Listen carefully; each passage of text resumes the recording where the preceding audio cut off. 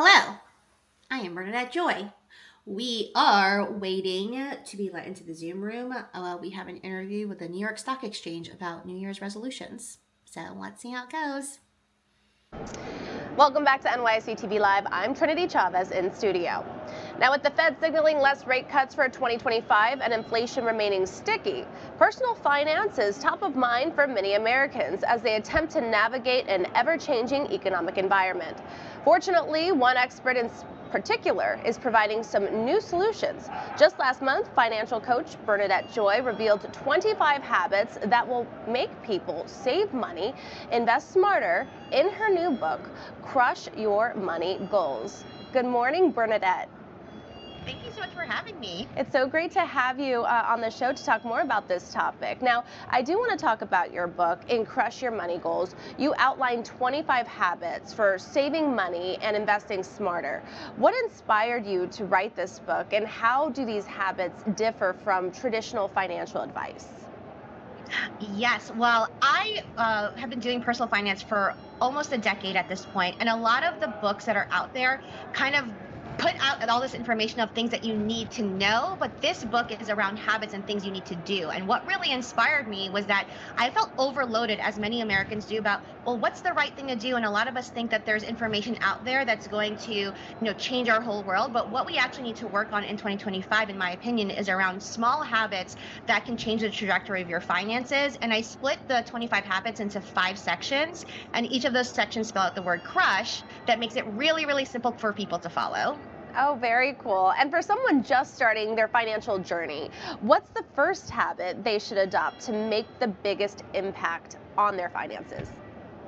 So, since we are here in the new year, the C in Crush stands for curate your accounts. And so, if you do nothing else this year but to Marie Kondo your finances and pull all of your financial information into one particular spot, I like to use a tool called Monarch Money. But what I really recommend for people, what I found in coaching so many folks, is that they think that they're not in a great place because they're just looking at their checking account and they're just looking at their credit cards versus their entire financial picture.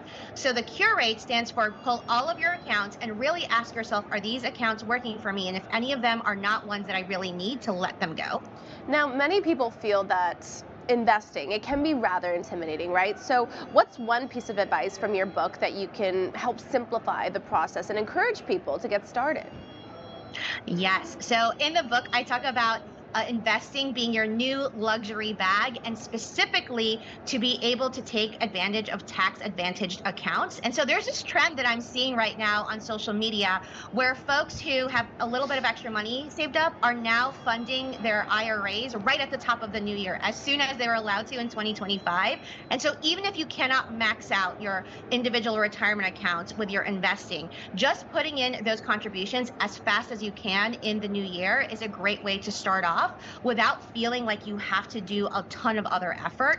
And just by doing that, you're going to save yourself on taxes, either on the front end or the back end, without having to, spend a lot of time doing research. And with inflation remaining sticky and costs rising, what strategies from your new book are most effective at managing money in today's economic environment? So this is one that you would not expect in a personal finance book, but it is my favorite. It's called the Screenless Sunday. And simply put, I ask people to put down your phone, put down the iPad, put down the laptop on Sundays, and actually live out in the real world. Because what we found is that a lot of folks are feeling the pinch, not only because they're seeing it in the grocery store, but they're seeing it on their social media feeds.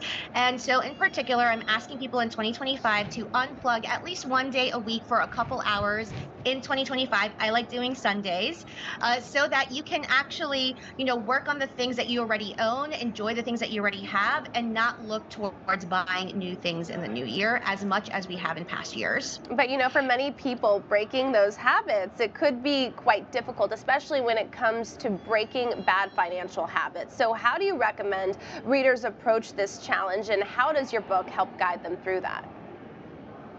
Well, this is a bit self-serving, but picking up a copy of Crush Your Money Goals. I designed this book to be an active source. A lot of people tell me when they read the book, or if you listen to the audiobook, that it sounds like I'm with you in the room. And the best way that I know to keep accountable is to have an accountability partner. And so the book is designed to be your accountability partner for the new year. Every section has journal questions that I ask people to also document their process along the way. And documenting your process and your plan for the 2025 year is a great way for you to stay on top of those habits and break some of those old ones. Now, I do want to talk to you more about your personal motivation for writing this book. Your book is filled with practical advice, right? But how have your personal stories or experiences really shaped how you go about living your everyday life and all the habits that you chose to share with your readers? Yes. So I am a first generation Filipino American. I was the eighth of my dad's 9 kids. I have received no inheritances and don't expect any. And I wrote this book. I was motivated because in 2016, I found myself in $300,000 of debt and no clear plan on how to overcome that. And so I did what most people did. I Googled how to pay off debt, how to pay off student loans. I was in a ton of student loan debt. And I found that a lot of the advice out there didn't speak to me as a female and as a first generation American. And so I really informed this book not only with my own experiences, but also the experiences of dozens of people that I have also coached. So you'll see tons of stories from other people from all across the country. But most importantly, I think where it's vastly different is we take a special focus on mental health. I personally struggled with mental health for many years, including being diagnosed with anxiety. And so if you're feeling like your mental health has taken a toll because of personal finances, this is probably the book for you. Very, very inspiring. Thank you again, Bernadette Joy, author of the book Crush Your Money Goals. It's great to have you. Thanks so much for having me. Oh boy. How do you think that went? It felt like a bigger stage. Was there other distractions? What were those sounds? I don't know. There was just so much. There's other. Okay, here's where I felt like that was different, right? So she's on the trading floor. It's kind of distracting. She's on the trading floor somewhere. And so, like, there's that. And then, the questions were not hard. Like, those were easier. But I didn't know how long it was going to be, the segment. So I was trying to, like, make sure I could keep it clean. You know what? Like, this is going to sound weird, but I haven't overtly promoted the book in a lot of my interviews. Mm-hmm. And this is the first time that I actually decided to say, no, I think it's self-serving, but you should buy the book. Mm-hmm. And here's why.